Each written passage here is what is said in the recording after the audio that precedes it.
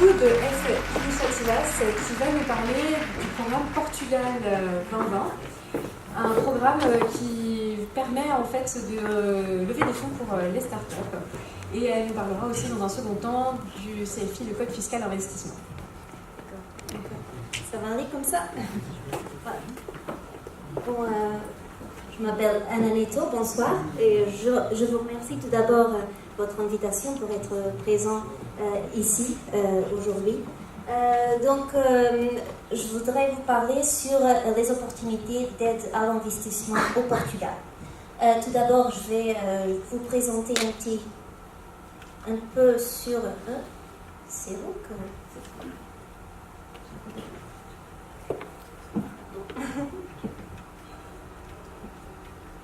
Ça marche. C'est pas grave, c'est ici.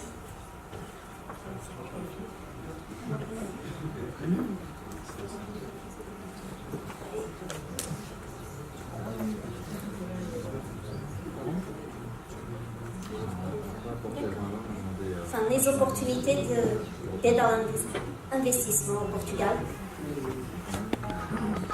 Je vous présente tout d'abord le groupe F Initiatives parce que nous sommes en fait une entreprise d'origine française.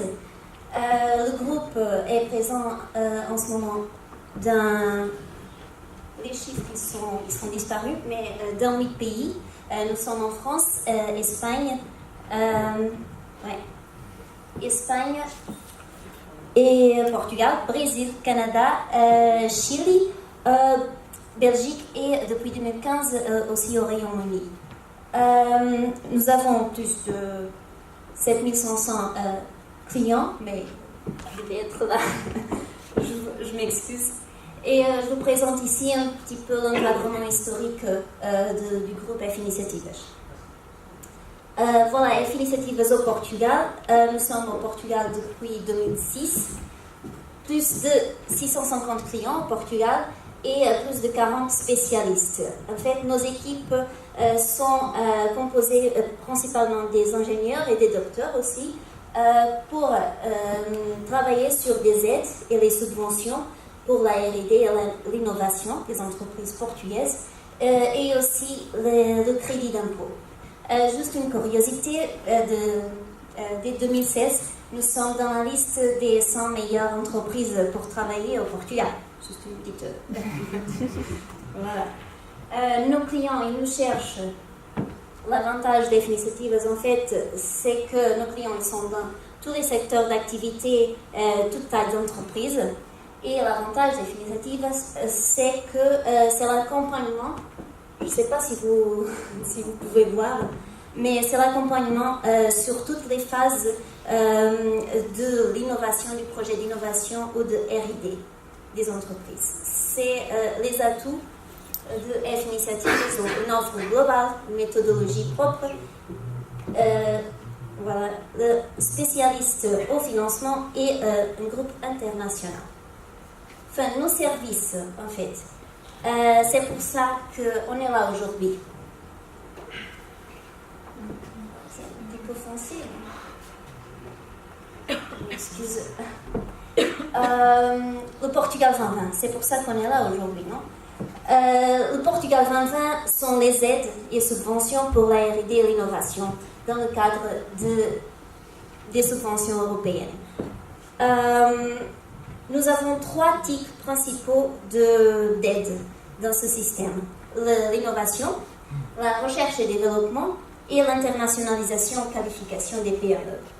En fait, ce sont 3 types destinés à plusieurs entreprises, les PME jusqu'à les grandes entreprises. Par exemple, l'innovation, sont des projets destinés aux PME et grandes entreprises. Par exemple, l'internationalisation ou qualification, c'est que pour des PME. L'innovation, c'est un type d'aide. Les entreprises peuvent bénéficier d'un financement de 35 jusqu'à 75% de l'investissement du projet. Et ça, c'est un financement de caractère remboursable, c'est-à-dire c'est un prêt sans intérêt. Après, les entreprises peuvent avoir un pardon de dette jusqu'à 45%. selon les résultats obtenus du projet. Ça peut aller jusqu'à 45%. Les projets de R&D, le deuxième type, projet de R&D, c'est destiné aux entreprises, mais aussi aux collaborations entre entreprises et laboratoires publics ou d'autres entités liées à la science et technologie. Ce sont des aides non remboursables, le financement de 25 à 75% des dépenses éligibles du projet. Et finalement, l'internationalisation et qualification, que pour des PME, et là, l'objectif, c'est pour l'internationalisation d'augmenter l'exportation des entreprises. Donc, la participation dans des foires internationales, la prospection du marché. Et la qualification. Le but, c'est d'améliorer un certain département dans l'entreprise afin d'améliorer leur compétitivité. Donc, renforcer les capacités pour le développement des nouveaux produits et des services. Le financement, ça est aussi non remboursable et jusqu'à 45% des dépenses éligibles. Là, c'est limité à 45%. Et malgré que Lisbonne soit une ville excellente pour vivre, là, les projets dans cette région sont limités à 40% de l'investissement total. Voilà. Enfin, l'innovation. L'innovation, ça, c'est peut-être le plus intéressant, le système plus intéressant pour les startups. Parce que l'innovation, pour les non-PME, c'est pour augmenter l'internationalisation du pays, de l'économie portugaise, par la création d'emplois qualifiés. Et aussi, il faut que le projet ait un résultat positif sur les PME à côté. Pour les PME, les projets d'investissement, c'est aussi pour augmenter la capacité pour exporter des entreprises par la création de nouveaux produits ou services et favoriser l'innovation dans les entreprises. En fait, ces systèmes, les projets dans le cadre du PT 2020 sont favorisés quand on a la création d'emplois, l'augmentation de l'exportation et aussi l'innovation. Et finalement, pour les jeunes entreprises, moins de 2 ans d'activité, nous avons les projets d'entrepreneuriat. Il n'apparaît pas, pardon. C'est pour favoriser l'esprit d'entreprise aussi, mais là, ce sont des secteurs spécifiques pour des industries culturelles et créatives ou des secteurs d'industrie haute technologie ou forte intensité cognitive. Aussi pour des projets pour valoriser les résultats d'autres projets ou du travail de R&D. Les types de projets, 4 types principaux. Création d'un nouveau établissement, ça c'est le cas quand on a un projet pour la création d'une nouvelle entreprise.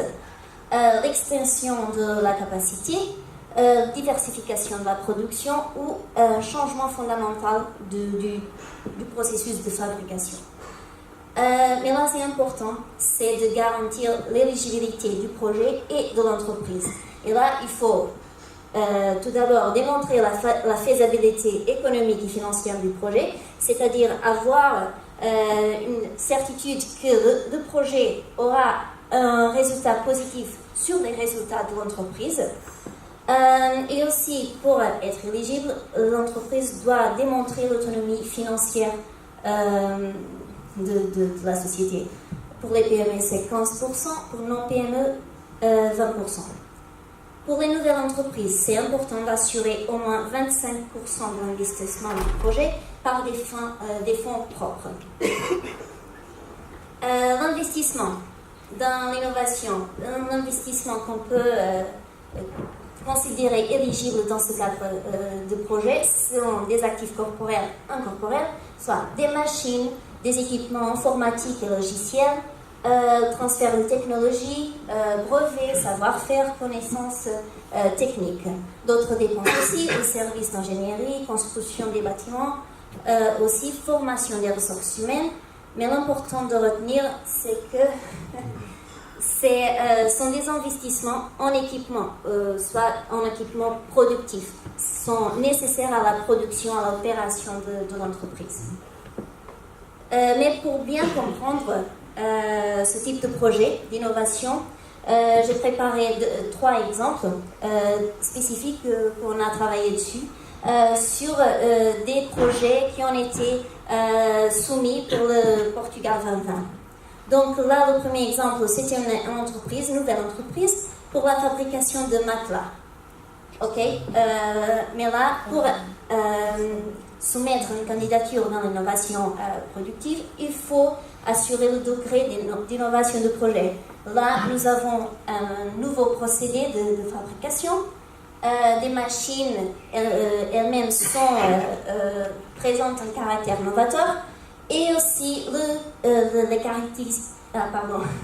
caractéristiques uniques des produits obtenus.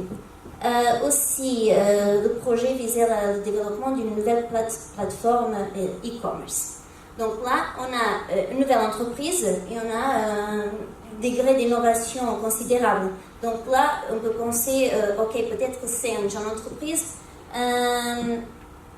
un projet de entrepreneuriat. Mais là, il faut considérer que là, le secteur d'activité, c'est moyenne technologie, et donc c'est une innovation productive. Je m'excuse pour la formatation, mais c'est normal quand on change de PC. Voilà, c'était une innovation productive. Ça, c'était un exemple d'un projet financé par le Portugal 2020 dans le cadre de l'innovation. Un autre projet, c'était pour la fabrication de boîtes de thé métalliques. C'était aussi la création d'une nouvelle entreprise, implémentation de nouveaux procédés de fabrication au Portugal. Nous avons un caractère novateur. Le client nous a présenté ce projet et le défi, c'était quoi? C'était un client français qui voulait s'installer au Portugal. Et là, le défi, c'était de préparer toute une candidature en portugais pour présenter au Portugal 2020. Et le client, il parlait que français. Et voilà, donc là, je raconte un petit peu l'histoire, les étapes que le client a eu besoin de mettre en place pour faire la constitution de l'entreprise, pour arriver à des conditions pour soumettre une candidature au Portugal 2020. Et là, c'était l'importance aussi d'initiatives comme catalyseur, on dirait, de l'investissement au Portugal, parce que nous avons préparé nous avons identifié les dépenses éligibles, et nous avons préparé la candidature, et aussi nous avons des partenariats avec des cabinets comptables, avec des avocats, pour aider l'entreprise à vraiment s'installer au Portugal. Et voilà. Et finalement, un projet complètement différent, c'était dans le cadre du tourisme. Voilà, le tourisme, on a commencé par les matelas, et là on est dans le tourisme. Là, le projet, c'était, en fait, l'objectif du client, c'est l'activité touristique, l'organisation d'excursions de bateaux, Luxury Boat Tours. Et là, l'objectif du projet d'investissement, c'était vraiment de l'acquisition des bateaux pour commencer à produire, en ce cas, à commencer à faire les promenades de bateaux. Voilà, le projet d'investissement, c'était l'acquisition des bateaux, la création du website et aussi l'embauche du personnel pour le département commercial, par exemple.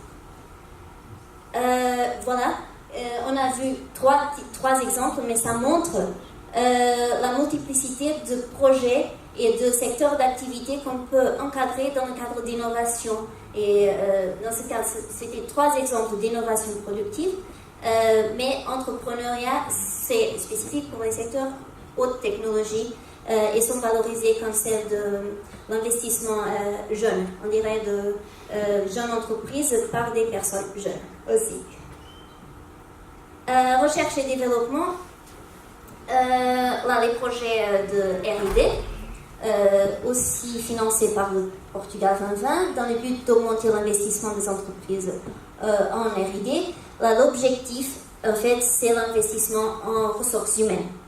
Là, le projet, le gros de l'investissement sont les heures que l'équipe technique passe dans le développement du travail expérimental. Donc, c'est ça. Les dépenses peuvent être éligibles aussi. Les dépenses avec des brevets, avec des matières premières ou même des équipements scientifiques sont aussi éligibles dans le cadre des projets d'R&D. Et aussi... Oups. Pardon. Petit souci technique. Petit souci.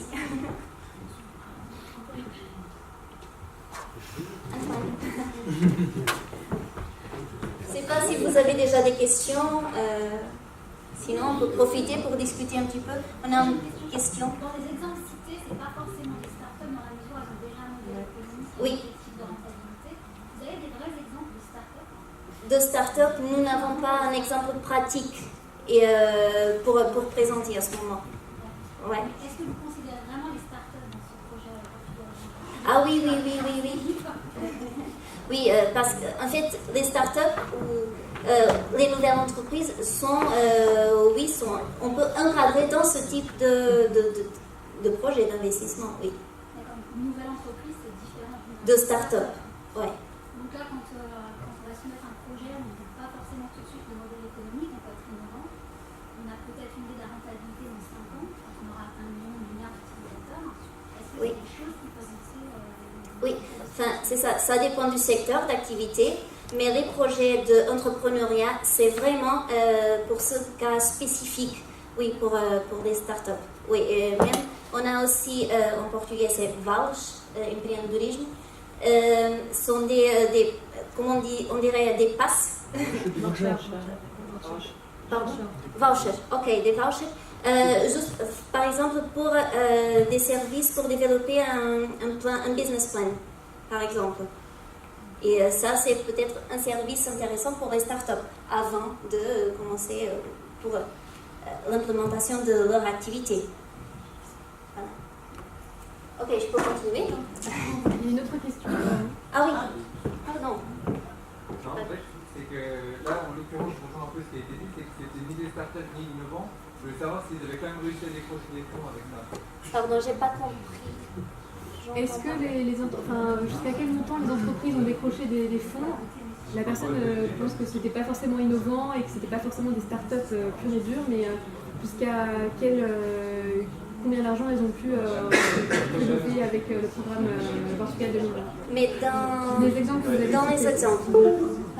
exemples, le premier... Pardon. Dans les exemples, le premier exemple, la fabrication d'un matelas, je crois que le taux c'était environ 54% de financement. Le deuxième projet est en cours d'analyse, donc en février, on va savoir si c'est financé ou pas par le PT 2020. Et le dernier projet, je crois qu'on est à 75. On est à 75 le maximum de financement. 75% de l'investissement total éligible. Voilà. Et le reste en fonds propres? Pardon? Le reste est investi en fonds propres par l'entreprise? Oui, par des fonds propres. Si une nouvelle entreprise, 25% par les 75, les 25% c'est fonds propres. Sinon, si c'est une entreprise déjà avec une activité, c'est 20% fonds propres et le reste peut-être, par exemple, un prêt bancaire, par exemple.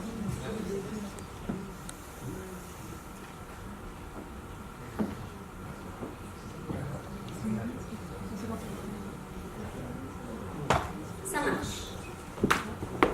Voilà, les dépenses éligibles dans la typologie de R&D, le personnel, les instruments et aussi, on peut aussi avoir des dépenses avec la promotion des résultats du projet.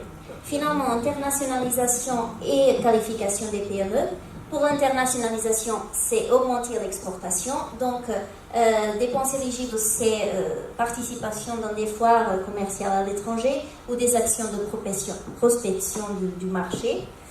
Qualification, comme j'ai dit avant, c'est l'amélioration des capacités par exemple, de gestion, d'organisation, de qualité de l'entreprise.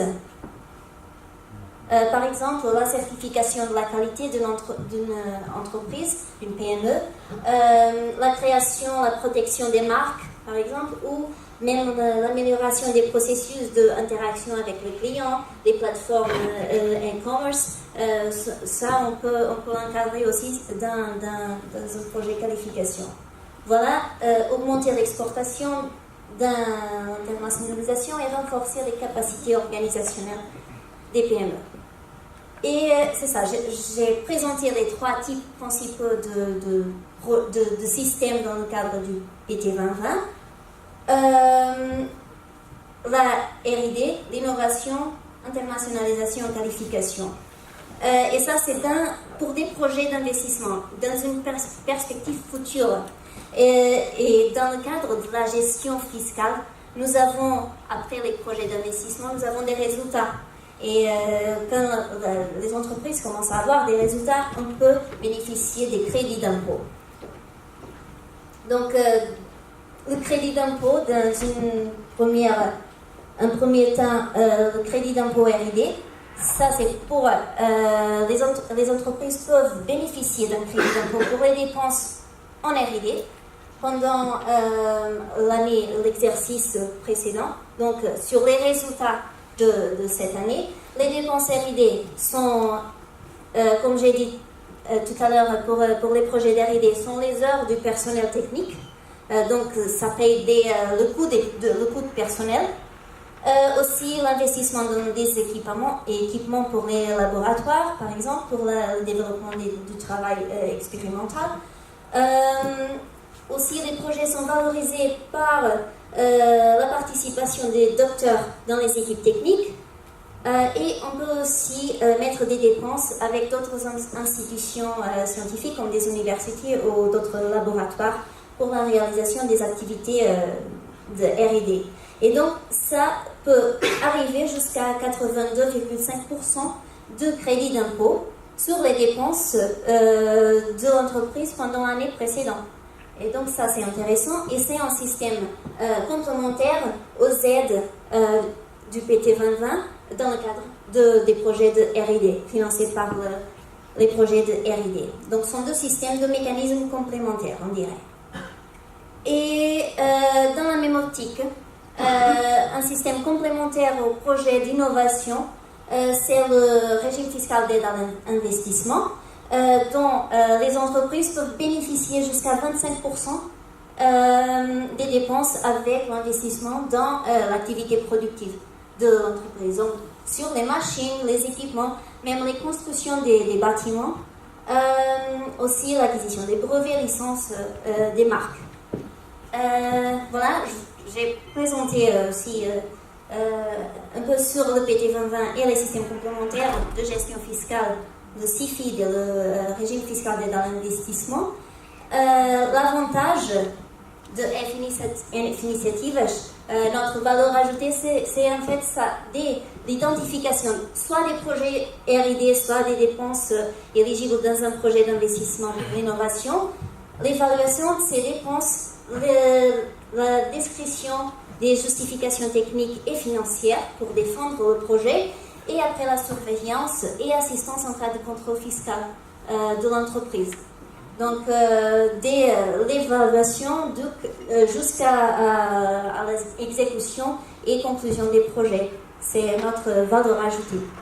Donc, j'ai terminé. Je vous laisse mes contacts. Et Antonio Valente aussi, directeur commercial.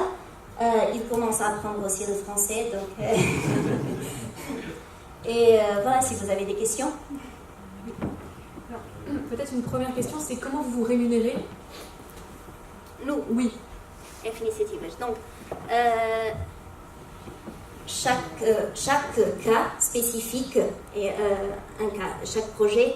Et en 80% des cas, notre paiement, c'est de success fee. Donc, on a tout d'intérêt pour développer des projets solides pour garantir une approbation en cas de soumission d'une candidature au PT 2020 et avoir des bénéfices comme ça. Mais en fait, nous pouvons aussi trouver un accord avec les clients pour un terme fixe sur le travail à faire, sur le service. Ouais. D'accord, donc ce serait un pourcentage en quelque sorte de financement obtenu, on dirait. Ouais. Autre question, je crois qu'il y a des périodes, le programme Portugal 2020 ne fonctionne pas toute l'année, il y a des deadlines pour soumettre les dossiers. Alors, quelles sont les prochaines deadlines justement? Oui, ça on ne connaît pas. Avec une précision quelles sont les dates, les prochains délais. On sait que pour l'innovation, on a normalement deux étapes de candidature par année, chaque année. Donc, normalement en mars 2017, on doit avoir un nouveau délai pour soumission de candidature dans le cadre d'innovation. Février-mars aussi, les projets de recherche et développement. Pour les projets individuels, pour les entreprises, les projets individuels, et pour les projets en collaboration avec d'autres universités ou laboratoires, c'est entre décembre et janvier, et sinon après octobre 2017. L'innovation, j'ai déjà dit, et en avril, normalement, nous avons aussi le délai pour l'internationalisation et qualification. Le CIFID, les crédits d'impôt, ça se fait normalement 5 mois après la conclusion de l'exercice fiscal. Donc, normalement, pour le bénéfice fiscal, le crédit d'impôt 2016, jusqu'à fin mai de 2017, on doit déposer les candidatures. Est-ce que vous avez d'autres questions? Oui, mais justement sur les délais moyens de préparation des candidatures et d'approbation du dossier et du déblocage des fonds s'il y a lieu ou de l'emprunt. Ouais. Donc pour préparer un dossier, c'est vrai que c'est important d'avoir le temps pour préparer un dossier. Et normalement, 1 mois, c'est limite pour préparer un dossier comme il faut. Donc normalement, il faut prévoir plus d'1 mois dès le début des travaux pour identifier les projets, les dépenses, jusqu'à la préparation de toutes les justifications. Parce qu'en fait, pour un projet dans le cadre du PT 2020, on a plusieurs items, on dirait plusieurs points à justifier pas seulement sur le projet, mais aussi sur l'entreprise et les garanties de l'entreprise pour garantir l'exécution d'un projet dans le cadre du PT 2020. Après la soumission de la candidature et après terminaison du délai de soumission de candidature, nous avons 90 jours pour avoir une décision. Ouais. Normalement, c'est environ 3 mois pour avoir une décision sur si le projet est financé ou pas. Le projet il peut commencer avant. Il peut commencer le jour après la soumission de la candidature. Mais pour avoir une décision, normalement, 3 mois. Et après, pour le déblocage de l'argent, c'est normalement 30 jours après signer le contrat. 30 jours, oui, 30 à 45 jours après signer le contrat, c'est ça. D'autres questions? Oui, bonjour.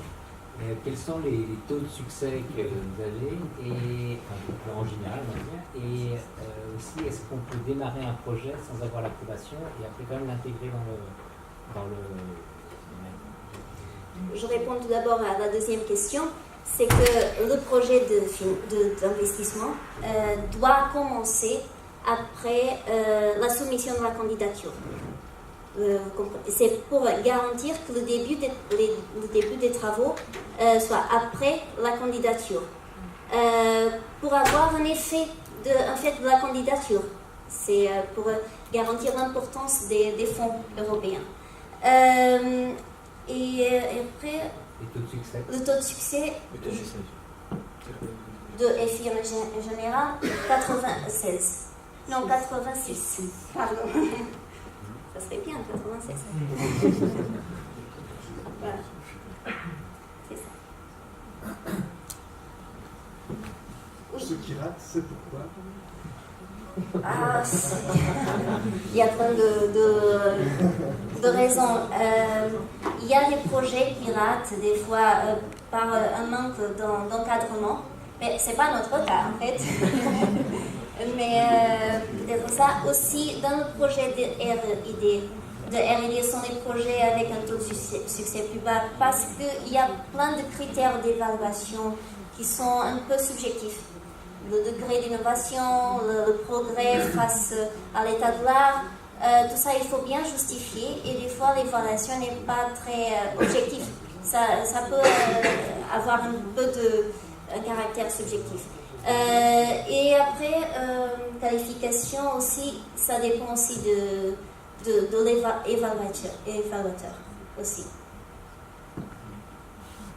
Bonjour. Est-ce que votre travail se limite à l'accompagnement sur Portugal 2020 ou vous accompagnez aussi l'entreprise sur d'autres dispositifs comme les fonds structurels européens ou les dispositifs spécifiques au Portugal vis-à-vis de l'intérieur, de Madère et des Açores? Oui, tout à fait. Là, j'ai présenté les plus intéressants pour ce public, mais aussi on a les investissements dans le cadre de PDR 2020, MAD 2020, c'est la meilleure. Aussi, on a aussi des services dans le cadre de Horizon 2020. Yeah. Okay. Un autre aspect pour l'évaluation des projets aussi, c'est important de dire que les projets sont évalués dans la base d'un mérite, dans la base de points bien spécifiques sur l'intensité des exportations, sur les résultats en termes de valeur brute dans l'entreprise, aussi le progrès accompli, le degré d'innovation. Ils ont une référence pour classifier les projets selon le mérite et après le projet une classification de 0 à 5. Donc au-dessus de 3,5, normalement les projets sont approuvés, sont financés. Mais donc il faut toujours rester au-dessus de 3,5. L'optimum c'est d'avoir 4, quelque chose. Et vous arrivez à les scorer avant de Oui, on fait cette évaluation.